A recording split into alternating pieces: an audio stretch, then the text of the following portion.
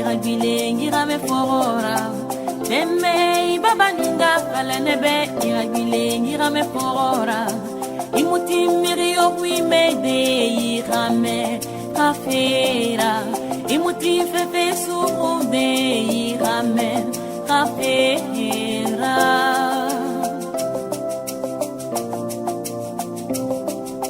Inconditionnel de manière de savoir. Merci pour votre fidélité qui nous honore. Nous avons le grand plaisir aujourd'hui de recevoir sur notre prestigieux plateau un Camerounais dynamique, très jeune d'ailleurs, amoureux de l'effort, très respectueux des institutions et de la tradition, Dr Raoul Ruben Ndjono. Bonjour Dr Raoul, bienvenue à CR TV, votre chaîne préférée. Bonjour, et naturellement la CR TV, la chaîne nationale, c'est la chaîne qui nous a bercés depuis l'enfance et donc c'est comme pour nous la chose qui nous reste lorsqu'on a tout perdu. Tout à fait. Docteur, comment allez-vous? C'est vrai, on ne poserait pas cette question, mais c'est des civilités. Comment vous allez? Je vais toujours très bien, par la grâce de Dieu. Et nous sommes très heureux justement de vous avoir encore sur notre plateau aujourd'hui. Et non, je voudrais que vous nous dites quand même qui vous êtes. Oh, je suis un Camerounais comme tous les autres et puis je suis fier, je vis au Cameroun, je suis fier, c'est vrai que je suis un peu allant, entrant, mais je suis un Camerounais comme tous les autres. Qui se bat, qui se débrouille au quotidien. Et qui tient seulement à ce que le Cameroun reste debout comme on l'a connu depuis des siècles. Oui, actuellement c'est l'une de mes passions, voir le Cameroun rester debout, voir un Cameroun fort et uni, voir un Cameroun dans la paix, voir un Cameroun dans la cohésion pacifique. C'est l'une des choses qui me passionne.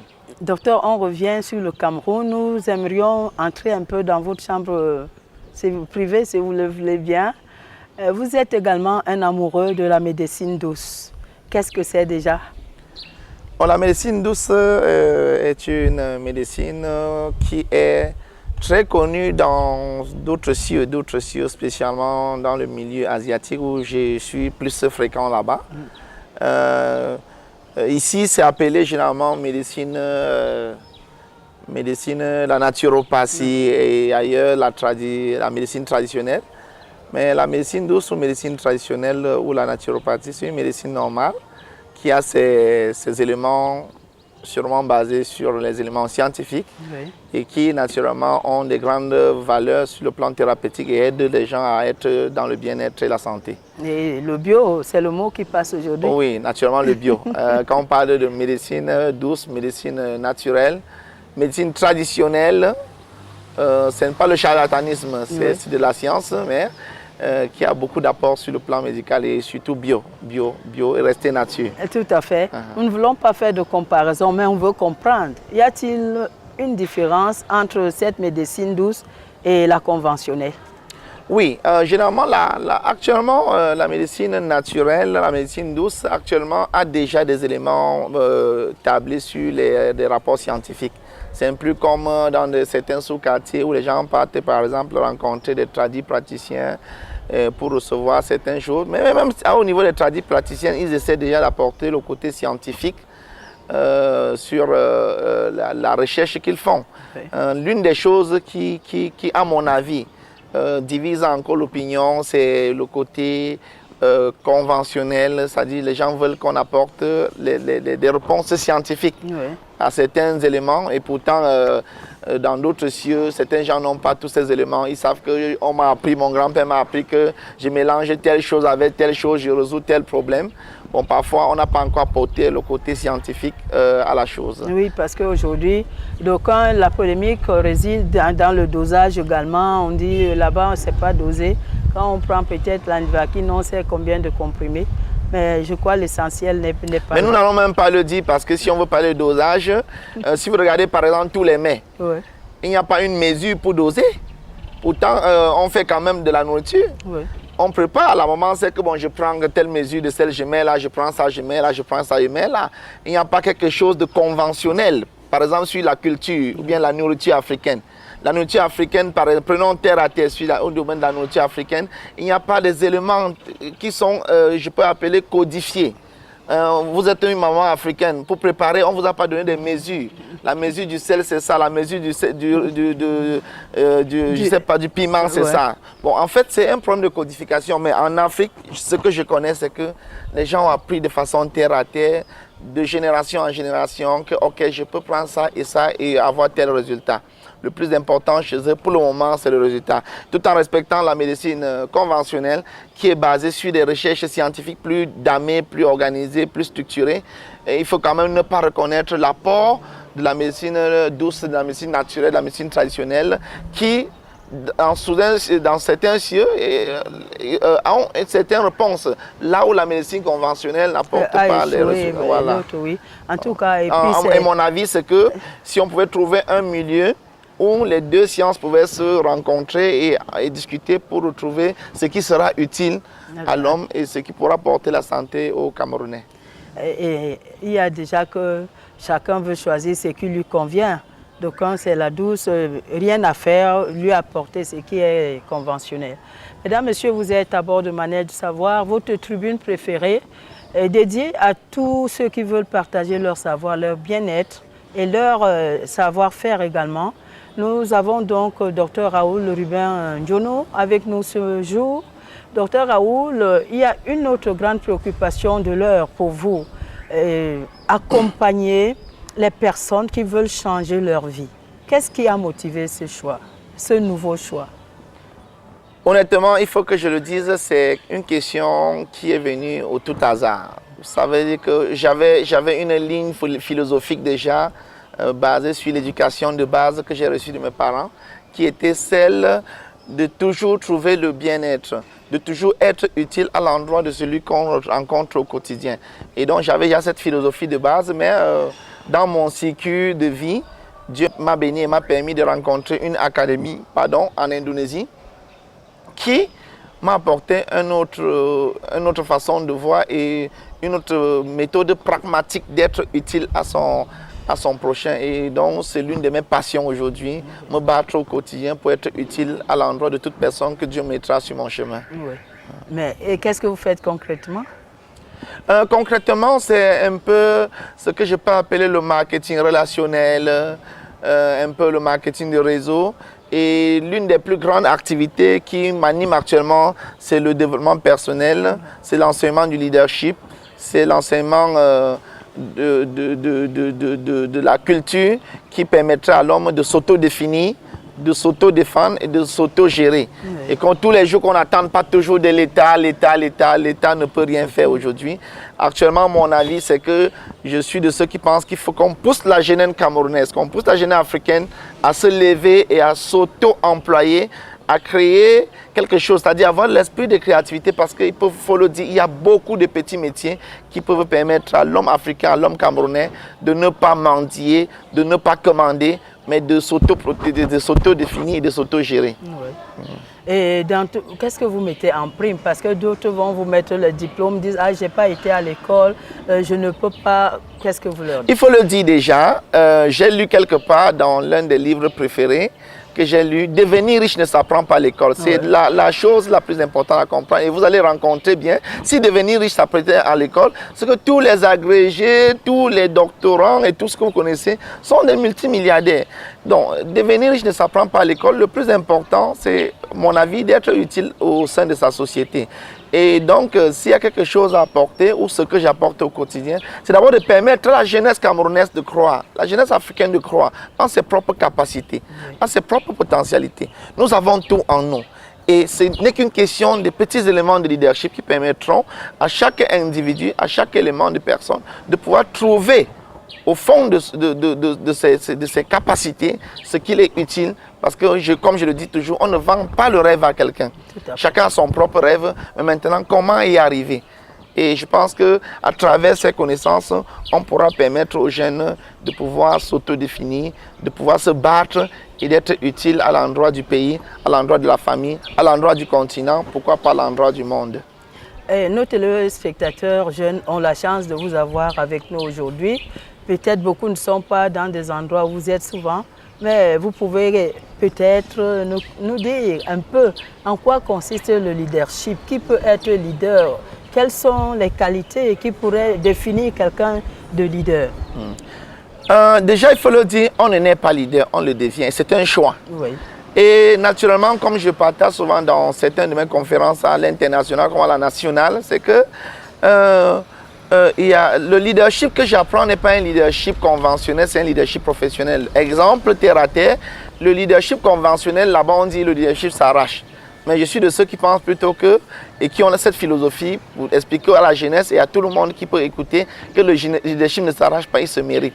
Être un leader, c'est être au service, être un donneur, être quelqu'un qui est passionné, être quelqu'un qui a une mission, qui a une vision, qui a un équilibre psychosomatique, qui a une passion de voir les autres réussir.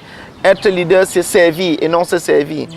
Être leader, c'est apporter sa connaissance à l'endroit de ceux qui ont besoin. Être leader, c'est être tous les jours en train de chercher la perfection. Pas, en fait, pas, ou je voulais dire, pas nécessairement pour toi, mais généralement à l'endroit de ton organisation. Parce que généralement, en tant que leader, les gens sont passionnés de te voir, les gens veulent te voir, les gens t'admirent. Et si les gens t'admirent, ça veut dire que tu dois être un modèle.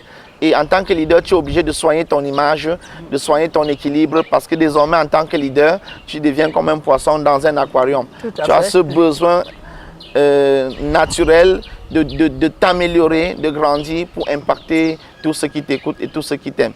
Prêcher par l'exemple. Merci. Ouais.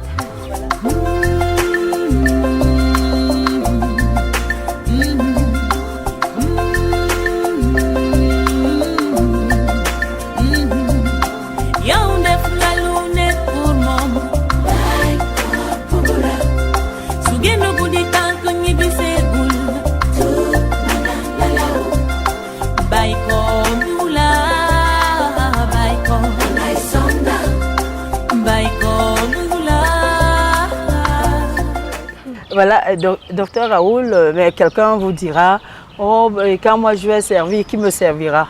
Qu'en dites-vous? Oh, ça c'est une mauvaise façon de voir la vie. Il y a des gens qui ont ce genre de philosophie, mais ce n'est pas des philosophies à encourager parce que c'est fondamentalement maladroit, il faut le dire.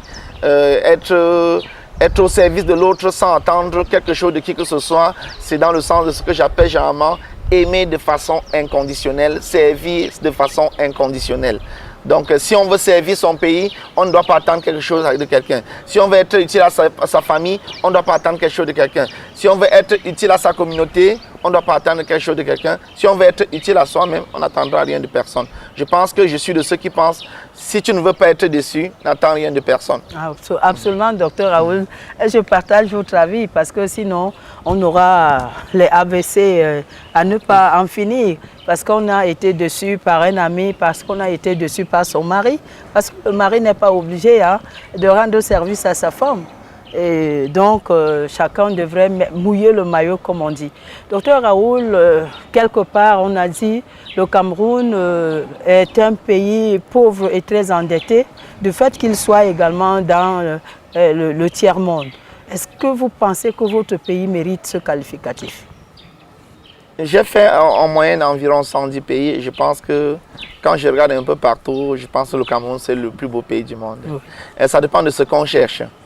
Si les gens cherchent les buildings et tout ça, ne serait-ce que la paix qui est au Cameroun, ne serait-ce que la joie, la fierté d'être Camerounais et surtout la cohabitation pacifique, la cohabitation entre les églises, la cohabitation entre les ethnies et les tribus.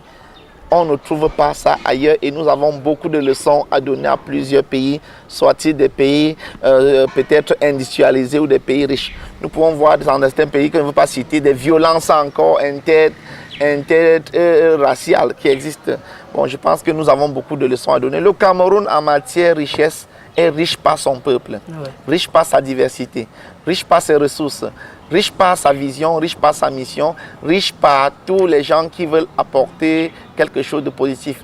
Malgré qu'aujourd'hui, on peut se retrouver dans des situations d'une guerre qu'on n'attendait pas, mais je suis de ceux qui pensent que le Cameroun a tout à gagner et nous n'envions rien de personne. Je pense que nous pouvons être plutôt un modèle pour plusieurs autres pays. Oui. Et je suis Camerounais et fier de l'être. Moi je le aussi. crie sur tous les cieux. Il semble que vous avez parfois vanté les arbres quand les autres vantent leur building. Oui, il m'est arrivé un jour à Dubaï, je rentrais de Dubaï, je suis arrivé au niveau, j'appelle ça du check-out, au niveau de l'immigration, et le policier ayant pris ma carte, mon passeport, m'a demandé « Where are you going ?» Je lui ai répondu « I'm going to the most beautiful country in the world ». Et sûrement, il a rangé ses lunettes pour me regarder. Sûrement, il se moquait de moi parce que naturellement, il voyait Dubaï avec les high buildings qu'il y a. Mais dans ma tête, je dis, OK, chacun doit se vanter avec ce qu'il a.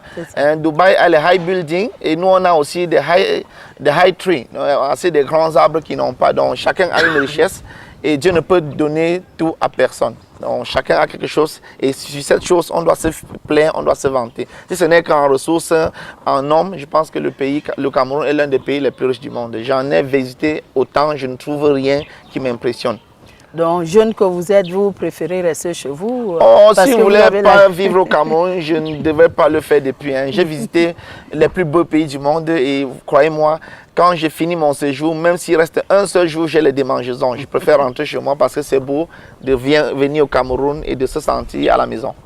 Docteur Raoul, notre président a dit émergence en 2035. Qu'en pensez-vous? Moi, je suis de ceux qui pensent que c'est même long. Il suffit tout simplement d'une volonté commune. Et dans la plupart des cas, les gens ont toujours tendance à lutter contre les idéologies. Je suis de ceux qui pensent que lorsque le chef a dit quelque chose, essayons d'abord avant de critiquer. Tout à fait. On ne peut pas, sans essayer, on commence à critiquer. Donc je suis de ceux qui pensent que si tu n'essayes pas et tu critiques au départ, tu es un paresseux et rien ne viendra. Je suis de ceux qui pensent et qui ont compris que le voyage vers 1 kilomètre commence par un pas. Il faut d'abord prendre les actions. L'émergence en 2000, j'ai vu le Brésil, j'ai vu la Chine, je suis régulier en Chine. On a vu comment la Chine s'est développée en peu de temps. Il suffit que les Camerounais se lèvent comme un seul homme. Qu'on décide de consommer camerounais, de fabriquer camerounais, de vendre à l'étranger, nous avons même déjà sur le plan géographique assez de capacités.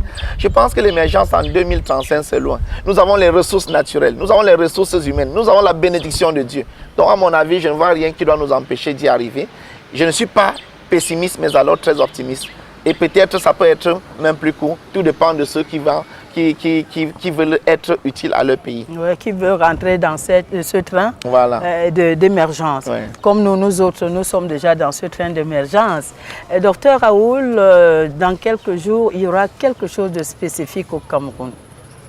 Oui, l'entreprise que je gère et que je suis le représentant dans toute l'Afrique a ce que je peux appeler un grand launching. Ça veut dire une ouverture et je suis très honoré parce que les fondateurs de cette entreprise ont choisi le Cameroun. J'ai tellement vanté le Cameroun à travers toutes les conférences à travers le monde qu'ils ont décidé de venir voir ce Cameroun et ils ont organisé un grand congrès qui va regrouper tous les fils d'Afrique qui sont membres de ce réseau, de venir au Palais de Sport pour qu'on fête ensemble la joie, et surtout l'amour, le fait qu'on est ensemble depuis 5 ans. Nous avons décidé de fêter ça en beauté et je pense que ce jour au Palais de Sport, nous attendons environ 7 à 10 000 personnes de l'intérieur comme à l'extérieur qui viendront fêter. Nous avons invité les meilleurs artistes du Cameroun. Nous avons également invité les grandes autorités du pays sur le plan traditionnel, religieux, politique, leaders d'opinion pour qu'ensemble on vienne découvrir une autre façon de faire les choses. Et l'une des choses que je pense, c'est que c'est une entreprise sino-américaine.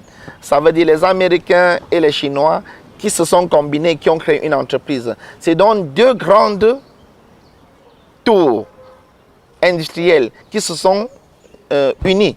Et ils viennent donc au Cameroun sûrement. Il est temps pour nous d'aller apprendre comment ils ont été zéro et ils sont arrivés aujourd'hui héros. Oui. Et je pense que toute personne qui m'écoute pourra se battre pour y arriver. Oui.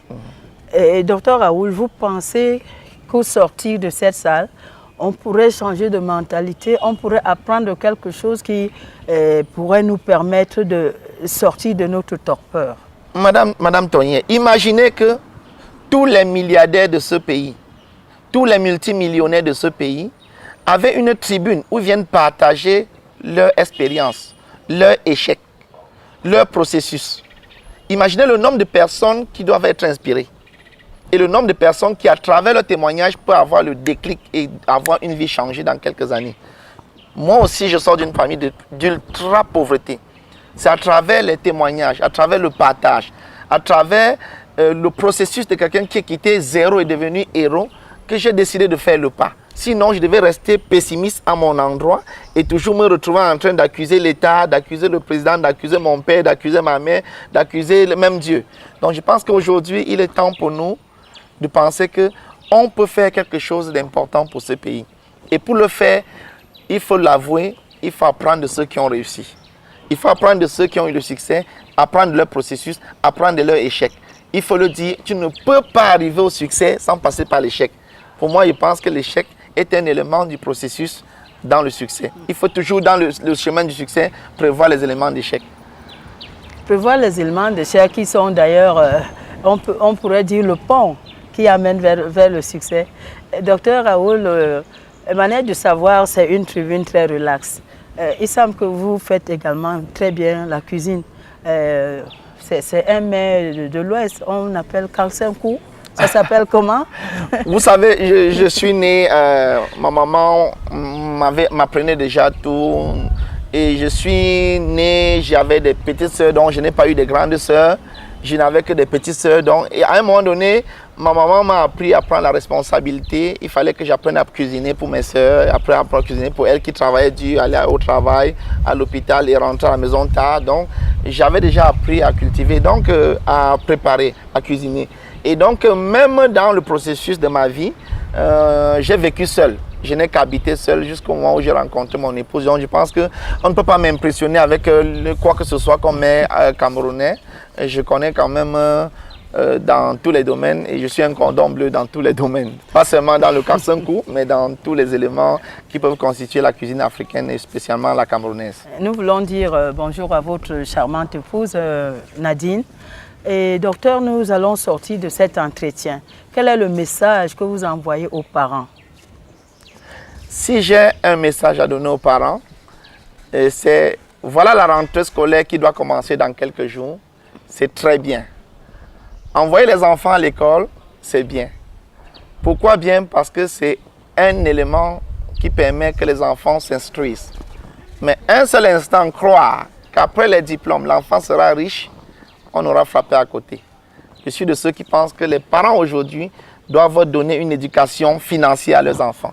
Doivent aider les enfants à comprendre comment on peut gagner la vie, comment on peut gagner de l'argent, comment on peut être utile, comment on peut être un élément qui peut créer des sources de richesse. Et je suis de ceux également qui pensent que désormais, s'il y a quelque chose à donner aux enfants, c'est de l'éducation financière, de l'éducation sociale, de l'éducation civique, du patriotisme, pour que tout Camerounais qui va à l'école, que quand il sort de l'école, qu'il se sente utile et qu'un jour, si Dieu l'appelle, qu'il sente qu'il a servi et qu'il a été au service de son peuple, au service des hommes. Docteur Raoul, nous avons été très heureux de vous avoir sur notre plateau. Et l'équipe de Manière de Savoir sous la houlette de Martin Kay vous dit bon courage. Surtout, comme vous aimez dire, never give up.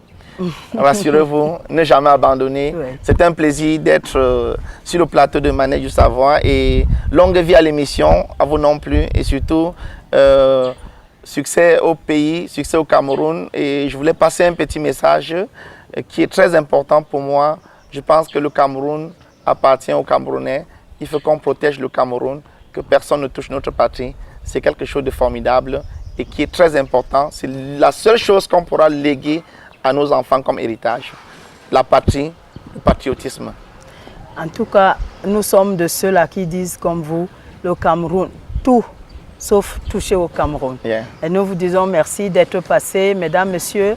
Bonne journée à l'écoute de la CRTV, votre chaîne au cœur de la nation.